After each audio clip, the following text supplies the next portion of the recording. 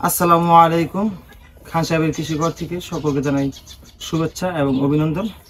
আবারও নতুন আরেকটি ভিডিও নিয়ে আপনাদের মাঝে চলে আসলাম। আমি মোহাম্মদ আমিন খান। আমার সামনে যেগুলো দেখতে পাচ্ছেন এগুলো মাটি, আর এই মাটিগুলোই আমি পেঁপের চারা দেব, সেই জন্যই এই মাটিগুলো তৈরি করতেছি। এবং এই মাটিগুলো তৈরি করতে আমার কী কী লাগছে সেটি আমি বলি। ফার্স্টে আমি দোআঁশ মাটি যেগুলো আছে এই দোআঁশ মাটিটি আনছি, কারণ দোআঁশ মাটি চারার জন্য অনেক ভালো হয়। আর এই দোআঁশ মাটি আনার পরে আমি উপর দিয়ে কিন্তু জৈব সার ব্যবহার করছি। এখন আবার অনেকজন বলতে পারেন আপনি কোন জৈব সারটা ব্যবহার করছেন।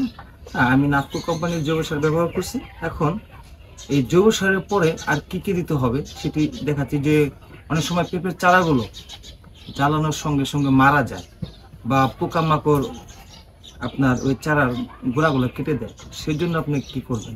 আর সেই জন্যই আমার সামনে দেখতে পাচ্ছেন এটি অ্যারোমা টিনজার 51 গ্রুপের দানাদার কীটনাশক, আর তার সঙ্গে আছে ভালকান কার্বোনাজিম 50 WP।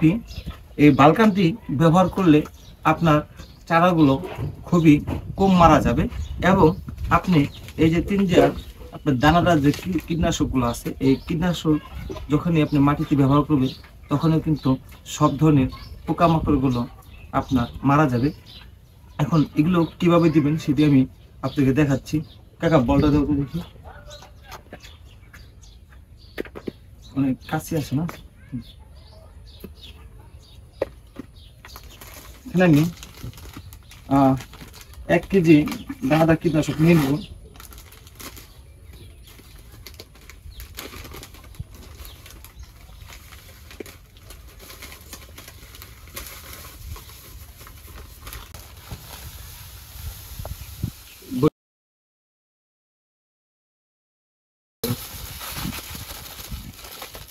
এখানে 1 কেজি দানাদার কীটনাশক নিয়ে নিলাম। আর এখানে যে কার্বোনাজিম গ্রুপের ছত্রাকনাশক এখানে আমি 100 গ্রাম নেব।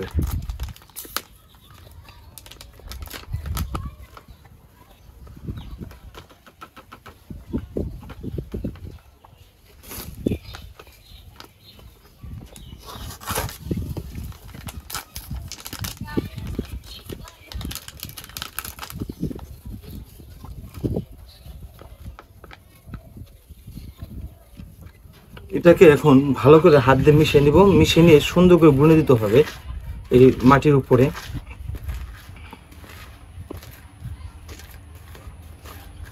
দূরে যাও। যারা আপনারা পেঁপে চারাগুলো রোপণ করতে চাচ্ছেন তারা অবশ্যই আমার মতো এইভাবে করে দিবেন। দেখবেন আপনাদের চারাগুলো অনেক সুন্দর হবে, সতেজ হবে। হ্যাঁ, আর অনেক ভাই আমারে কিন্তু আপনারা ফোন দিচ্ছেন যে ভাই চারা বিক্রি করবেন কিনা। হ্যাঁ, যারা চারা নিয়ে আগ্রহী আছেন তারা অবশ্যই এখন থেকে যোগাযোগ করবেন। সেই জন্য আমি চারা এখন ফেলাচ্ছি। আপনারা যে পরিমাণ বলবেন আপনাদের উপরে এটা ফেলানো হবে। কাকা অর্ধেকটি বোনার অর্ধেকটি আবার মিশিয়ে পরে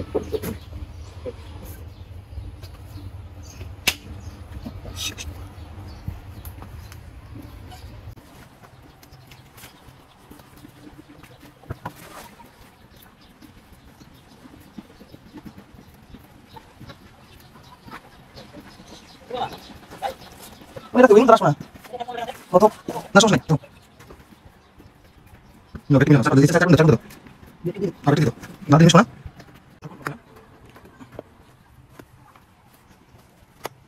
হবে জেস্ট করে দেন যাবে না ওই দিতে কিছু আছে হ্যালো ওই বলিয়া না এই নিতে দাও না আরে কাট না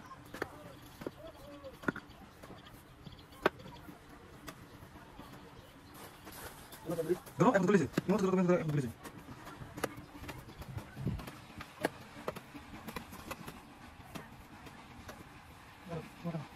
আমাদের